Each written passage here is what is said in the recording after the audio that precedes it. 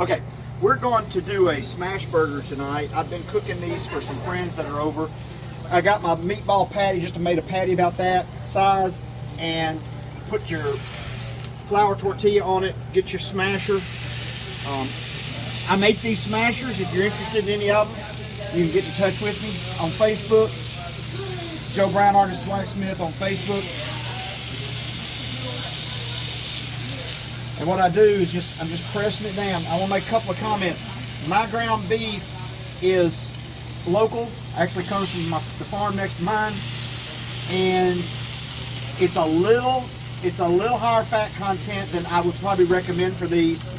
I would probably recommend an 85-15, probably 80-20 on the fattiest end, because that way you don't get quite as much grease. I've got a paper towel here that I'm going to dab up a little extra grease with.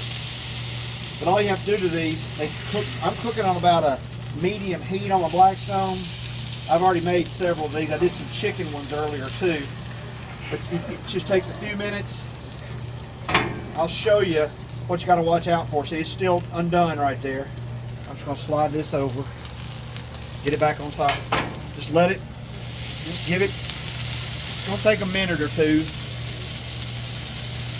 at a medium heat. And on these burger smashers that I make, you don't want to, it's okay to leave them on top of the food. I would not recommend just leaving them on the Blackstone. Any burger smasher will radiate a little heat if you just leave it on there too much. I just set them up here on the side.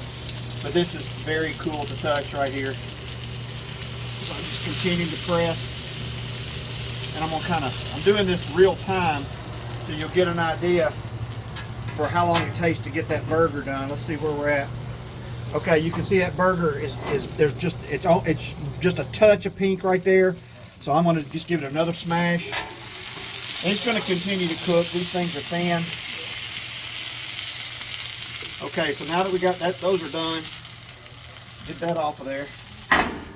Now what I'm going to do is I'm going to dab a little of that grease off, because like I said, this meat is little. It's probably more of a 70-30 meat, but it's great. It's local beef, which I love. Now I'm just going to come under here and get it. I'm going to put it to a drier part of the griddle and just flip it like that. Then I'm going to grab my I'm going to grab my Blackstone taco holders. These are great if you don't have them for your Blackstone. I've been doing a lot of pellet smoking lately and haven't been doing as much Blackstone cooking.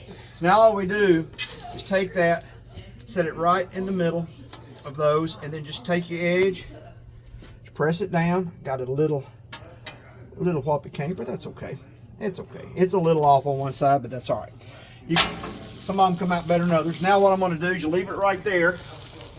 I'm going to go ahead and take my pico. I'm going to take my pico, put some pico. I'm putting my pico in the bottom. Don't know why, I just did. You didn't want pico. Nope.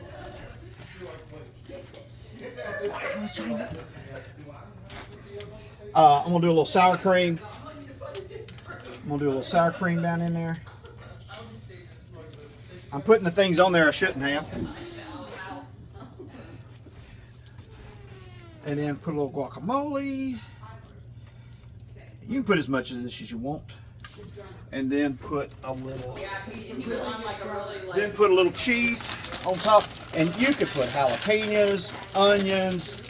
I just kind of threw these together tonight pretty quick. I'm just going to put that on there.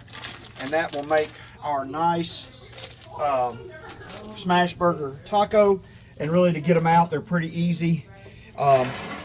If you just have a pair of tongs, you can just, because they'll stay together. They're not real crunchy, so they'll just stay together like that. And that is I'm telling you, that is some good eating.